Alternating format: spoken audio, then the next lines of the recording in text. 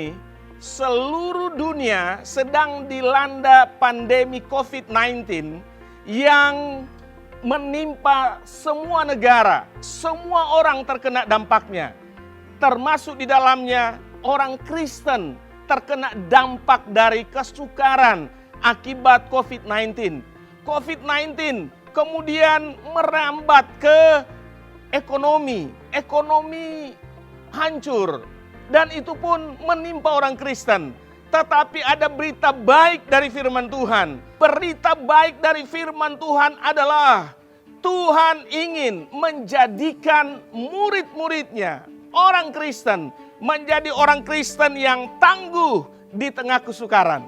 Kisah Para Rasul 1 ayat 4 sampai ayat 8 berbunyi demikian. Pada suatu hari ketika ia makan bersama-sama dengan mereka, ia melarang mereka meninggalkan Yerusalem dan menyuruh mereka tinggal di situ menantikan janji Bapa yang demikian katanya. Telah kamu dengar daripadaku, sebab Yohanes membaptis dengan air, tetapi tidak lama lagi kamu akan dibaptis dengan Roh Kudus. Maka bertanyalah mereka yang berkumpul di situ, Tuhan, maukah engkau pada masa ini memulihkan kerajaan bagi Israel? Jawabnya, engkau tidak perlu mengetahui masa dan waktu yang ditetapkan Bapa sendiri menurut kuasanya. Tetapi kamu akan menerima kuasa kalau Roh Kudus turun ke atas kamu.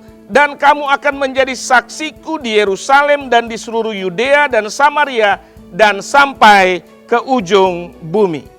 Nah, saya mau kasih tahu situasi para murid Yesus pada waktu itu adalah mereka baru saja kaget karena Mesias mereka mati tetapi bangkit kembali.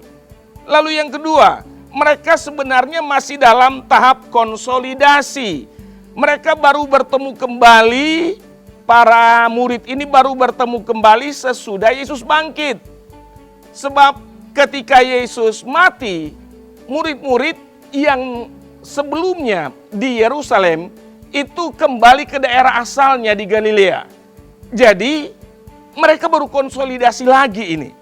Kemudian mereka belum siap kalau ditinggal oleh Tuhan Yesus. Dan pada waktu itu jangan lupa, bangsa Yahudi dijajah oleh kekaisaran Romawi. Nah, dalam konteks ini terjadi Kisah Rasul 1 ayat 4 sampai 8 yang merupakan percakapan terakhir di antara Yesus dan murid-muridnya. Ayat 4 sampai ayat 5 itu terjadinya di kamar loteng di Yerusalem. Ketika Tuhan Yesus sedang berdoa, berkumpul bersama-sama dengan para murid. Lalu ketika dari kamar loteng di Yerusalem, Tuhan Yesus membawa murid-muridnya turun dari Yerusalem dan naik lagi ke Bukit Zaitun.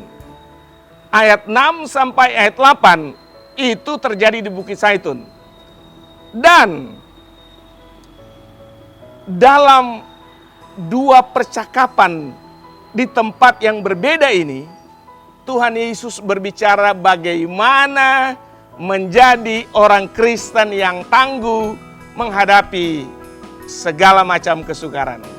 Saya ingin membagikan 7 kebenaran firman Tuhan untuk menjadi orang Kristen yang tangguh. Yang pertama, untuk menjadi orang Kristen yang tangguh, yang pertama, fokuslah pada apa yang menjadi fokusnya Tuhan. Berfokus pada fokusnya Tuhan. Ayat 4 dan sampai ayat 6, Tuhan Yesus bicara tentang Roh Kudus. Setelah itu ayat 8, Tuhan berbicara lagi tentang Roh Kudus. Fokusnya Tuhan adalah Roh Kudus.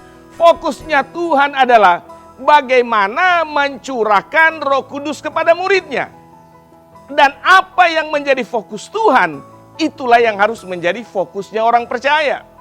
Fokusnya Tuhan adalah memberikan roh ilahi, roh Allah sendiri.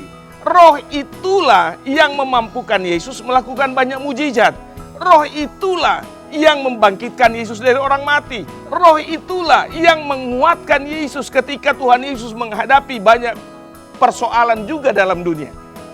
Dan roh yang sama, Roh Kudus itu ingin dicurahkan dan diberikan Tuhan kepada para murid. Jadi yang pertama, fokuslah pada apa yang menjadi fokusnya Tuhan. Dan Tuhan Yesus berfokus pada Roh Kudus. Yang kedua, Roh Kudus menjadi sumber kekuatan dan sumber penghiburan di saat kesukaran. Dalam situasi yang sulit seperti ini, hati kita seringkali dipenuhi dengan ketakutan. Hati kita seringkali dipenuhi dengan ketidakpastian, kecemasan. Tetapi Tuhan ingin memberitahukan kepada kita, Roh Kudus itu diberikan kepada kita sebagai sumber kekuatan dan sumber penghiburan di saat kita mengalami kesukaran. Yang ketiga, kunci yang ketiga untuk menjadi orang Kristen yang tangguh adalah jangan pernah memikirkan persoalan. Jangan pernah berfokus pada persoalan. Kenapa? Karena besar kecilnya persoalan itu sebenarnya tergantung pada hubungan kita dengan Tuhan. Besar kecilnya persoalan tidak tergantung pada persoalan itu, tapi tergantung pada hubungan kita dengan Tuhan. Saya kasih contoh. Kalau Bapak Ibu tinggal di sekitar daerah Bogor misalnya, atau Jakarta, maka gunung yang paling tinggi di daerah Bogor, daerah puncak, itu adalah salah satunya Gunung Salak. Jadi kalau kita ada di lembah, posisi kita ada di lembah, kita akan melihat Gunung Salak itu tinggi besar, tinggi di atas. Itu karena kita ada di lembah. Tapi coba saudara bayangkan, kemarin kita ada di lembah, tapi hari ini bayangkan kita sedang di atas pesawat, di dalam pesawat, dan kita mau ke Bandung contohnya, dari Jakarta ke Bandung. Di dalam pesawat, pilot mengambil rute pesawatnya dilewatkan di atas Gunung Salak. Jadi kita sekarang hari ini ada di dalam pesawat yang posisinya di atas Gunung Salak. Nah, kita lihat gimana tuh Gunung Salak. Pasti kita lihat gunungnya ada di bawah. Dan dari ketinggian awan lebih tinggi dari Gunung Salak, kita lihat ke bawah, gunungnya besar atau kecil? Pasti kita akan jawab gunungnya kecil. Berbeda dengan kemarin ketika kita ada di lembah, kita lihat ke atas gunungnya tinggi dan besar. Tapi ketika kita ada di atas gunung itu, kita melihat ke bawah dan Gunung Salak yang kemarin kita lihat besar sekali, sekarang kita lihat menjadi kecil. Pertanyaan saya, gunungnya berubah tidak? Tentu tidak berubah. Tetapi kenapa ketika ada di pesawat kita lihat gunungnya berubah jadi kecil? Bukan gunungnya yang berubah, tapi posisi kita yang berubah. Itulah sebabnya tidak ada satu persoalan yang terlalu besar. Besar kecilnya persoalan tidak bergantung pada persoalan itu sendiri, tapi bergantung pada hubungan kita dengan Tuhan. Semakin dekat kita dengan Tuhan, semakin dekat dan intim pergaulan kita, hubungan kita dengan Tuhan, semakin posisi rohani kita ada di atas, maka gunung persoalan akan kita lihat ada di bawah kita. Gunung persoalan akan menjadi kecil ketika kita berfokus kepada Roh Kudus. Ketika Roh Kudus ada di dalam hidup kita. Poin yang keempat, jangan memaksa Tuhan kapan menjawab doa kita. Ini cukup menarik. Karena di ayat 4 dan ayat 5 Kisah Rasul 1, Tuhan Yesus bicara tentang Roh Kudus. Ayat 8 juga begitu, tentang Roh Kudus. Tetapi di ayat 6, murid-murid bilang begini, Tuhan, maukah engkau pada masa ini memulihkan kerajaan bagi Israel? Artinya apa? Tuhan, maukah engkau pada saat ini memerdekakan kami orang Israel dari penjajahan kekaisaran Romawi? Mereka berdoa agar kerajaan mereka dipulihkan, agar bangsa mereka tidak dijajah lagi, agar ada pemulihan bagi kerajaan Israel. Dan sebenarnya ini adalah doa yang paling lama dijawab Tuhan. Ayat ini, Kisah Rasul 1, terjadi kira-kira tahun 29 Masehi. Dengan asumsi perkiraan yang banyak diterima oleh para ahli teologi, Tuhan Yesus itu lahir di sekitar tahun 4 atau tahun 3 sebelum Masehi. Jadi Kisah Rasul 1 itu 33 tahun sesudah Tuhan Yesus lahir, terjadinya di tahun 29 Masehi. Mereka berdoa, mereka meminta Tuhan untuk memerdekakan Israel dari tahun 29 Masehi. Dan coba kita cek, tahun berapa Israel merdeka? Israel merdeka itu di tahun 1948. 12 Mei 1948. Didoakan supaya Israel merdeka dari tahun 29. Mereka harus menunggu 1919 tahun sampai doa mereka dijawab oleh Tuhan. Bapak Ibu, kalau Bapak Ibu berdoa lantas doanya 2 tahun baru dijawab, cepat atau lama? Ada yang bilang, oh lama Pak Pendeta. Oke, bagaimana kalau 10 tahun? Oh lama sekali. Lalu bagaimana kalau 20 tahun baru dijawab Tuhan? Oh sangat lama. Bandingkan dengan 1919 tahun doa baru dijawab. Jadi poinnya adalah jangan memaksa kapan doamu dijawab Tuhan. Tuhan yang paling tahu saat yang paling tepat menjawab doa kita. Tuhan tidak pernah terlambat, tapi juga Tuhan tidak pernah terlalu cepat dalam menjawab doa saya dan saudara. Ada kalanya doa kita terasa lama. Nah, dalam penantian itu justru Tuhan ingin karakter Kristus terbentuk di dalam kita. Justru Tuhan ingin kita makin lemah lembut. Justru Tuhan ingin kita makin sabar, kita makin beriman, kita makin berharap pada Tuhan di dalam proses penantian dari jawaban doa. Sekarang poin kelima dari 7 kebenaran firman Tuhan untuk menjadi orang Kristen yang tangguh. Yang kelima adalah persoalan tidak akan pernah berhenti. Persoalan tidak akan pernah berakhir. Akan selalu ada persoalan, akan selalu ada masalah, akan selalu ada kesulitan. Kalau saudara ingin hidupmu tidak ada kesulitan, maka itu artinya kita meminta supaya lebih cepat pulang ke rumah Bapa.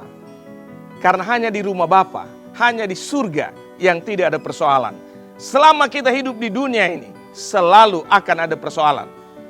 Justru Tuhan ingin supaya kita tangguh menghadapi persoalan dengan cara memberikan Roh Kudus pada kita. Bayangkan cerita saya tadi. Ketika kita terbang tinggi, lebih tinggi dari gunung persoalan. Ketika bagaikan dalam pesawat kita terbang lebih tinggi dari Gunung Salak dan gunung-gunung apapun yang ada di dunia ini. Ada lagu yang mengatakan bagai Raja Wali yang terbang tinggi. Ketika kita terbang tinggi bagai Raja Wali, melewati gunung-gunung persoalan, maka perspektif kita akan berbeda. Kita akan menjadi orang Kristen yang berkata begini, saya tidak peduli seberapa banyak gunung persoalan yang menimpa saya. Kenapa? Karena level saya lebih tinggi dari gunung persoalan itu. Level rohani saya lebih tinggi dari gunung persoalan. Saya terbang tinggi di atas gunung persoalan karena Roh Kudus ada di dalam saya. Apapun persoalan boleh datang, saya terbang tinggi lebih dari persoalan. Oh, haleluya. Saya percaya para pemirsa sidang jemaat yang sedang menyaksikan program Voice of Life ini mendapatkan kekuatan dan mengubah perspektifnya, paradigmanya. Jangan lagi kita selalu berdoa, Tuhan kenapa ada persoalan? Tuhan kenapa persoalan saya tidak selesai? Tuhan, persoalan yang satu masih ada, kenapa sudah ada persoalan kedua? Berhenti berdoa seperti itu. Berdoa dan bilang gini, Tuhan terima kasih untuk kekuatan yang Engkau berikan pada saya, yang memampukan saya terbang lebih tinggi dari persoalan saya. Saya selalu bilang begini, don't tell God that you have a big problem, but tell your problem that you have a big God. Jangan katakan pada Tuhan bahwa engkau punya persoalan yang besar, tapi katakan pada persoalanmu bahwa engkau punya Tuhan yang sangat-sangat besar. Haleluya. Persoalan boleh ada, persoalan boleh datang, tapi orang Kristen, orang percaya, dia terbang lebih tinggi dari persoalan itu. Haleluya. Sekarang yang keenam, Tuhan mau kita tetap menjadi saksi sekalipun doa kita belum terjawab. Nah, perhatikan poin sebelumnya tadi. Murid-murid kan minta, Tuhan maukah engkau pada masa ini memulihkan kerajaan bagi Israel? Mereka minta supaya orang Israel dimerdekakan. Doa mereka terjawab hampir 2000 tahun kemudian. Tetapi di ayat 8 Tuhan bilang, kamu akan menjadi saksiku. Menjadi saksi. Saudara, ada perbedaan yang sangat besar antara bersaksi dan menjadi saksi. Kalau bersaksi itu mudah. Biasanya kalau bersaksi, oh saudara-saudara saya mau bersaksi, menyaksikan cinta Tuhan, Tuhan menolong saya, Tuhan menjawab doa saya, Tuhan menolong sehingga saya dapat pekerjaan, saya naik pangkat, Tuhan menolong sehingga saya dapat rumah baru, saya dapat berkat. Itu bersaksi. Bersaksi karena jawabannya, doanya dijawab Tuhan. Jawaban atas doanya dia terima. Kalau menjadi saksi beda lagi.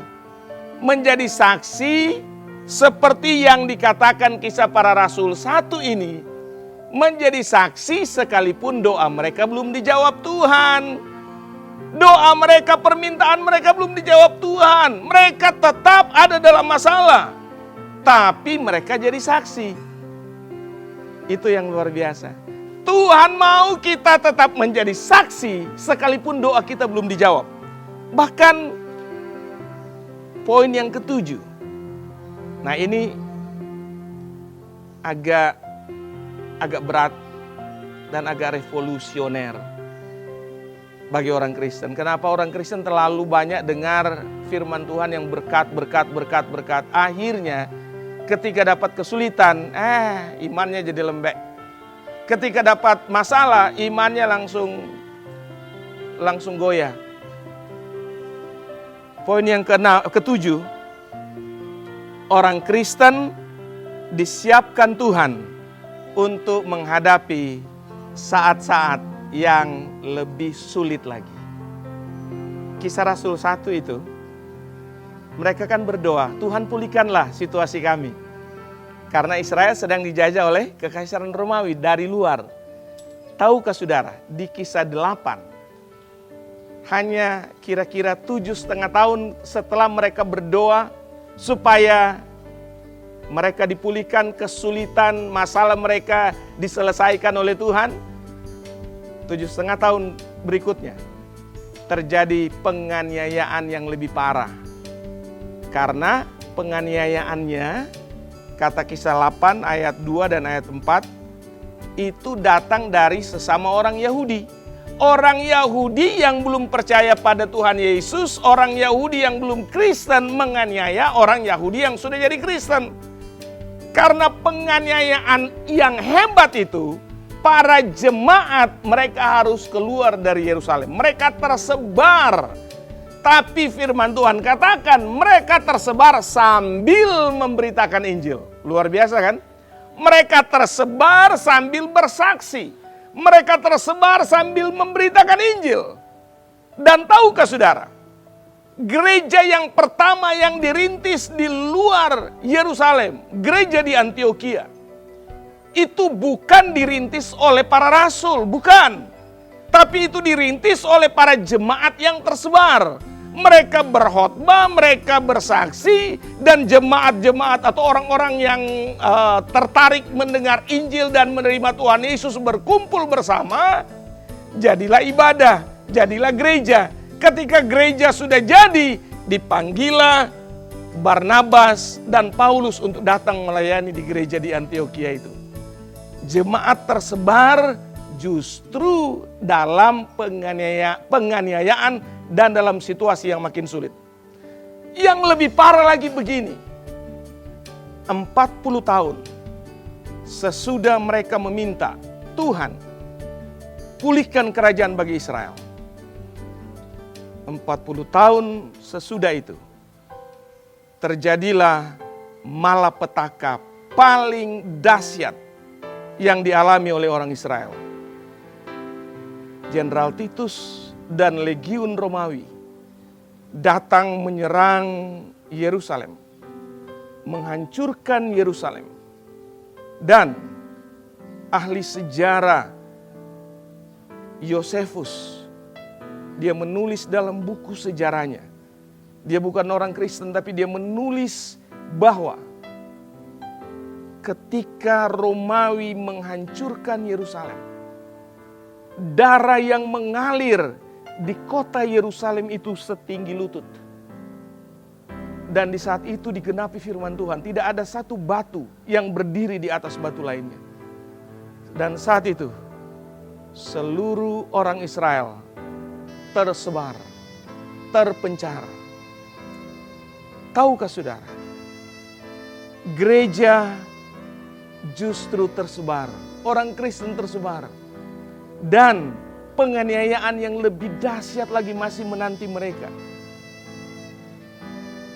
Kaisar Nero itu sudah terbiasa ketika menonton para gladiator bertarung di Kolosium. Biasanya itu sampai sore sudah selesai, tapi ini kaisar gila. Sudah malam pengen nonton, akhirnya dibikin api unggun. Bikin api unggun di sekeliling Kolosium. Di atas api unggun itu digantunglah orang Kristen, digantung tersalib. Api unggun dibakar, orang Kristen terpanggang di atasnya. Tapi orang Kristen yang mati tersalib sambil dibakar hidup-hidup, mereka menyanyi memuji Tuhan. Karena mereka tahu bahwa iman mereka kepada Tuhan tidak dapat dikalahkan oleh persoalan, bahkan maut sekalipun tidak dapat mengalahkan persoalan, tidak dapat mengalahkan iman mereka. Persoalan mereka anggap kecil. Kenapa? Karena Tuhan, karena Roh Kudus lebih besar dari persoalan mereka. Saudara-saudara kekasih dan yang dicintai oleh Tuhan, para pemirsa Voice of Life, dengar baik. Ada kekuatan besar yang Tuhan ingin berikan kepadamu. Ada kuasa besar yang Tuhan ingin berikan dan impartasikan dalam hidupmu. Yaitu kuasa Roh Kudus. Yang akan memampukan engkau untuk menghadapi kesulitan dan kesukaran yang paling parah.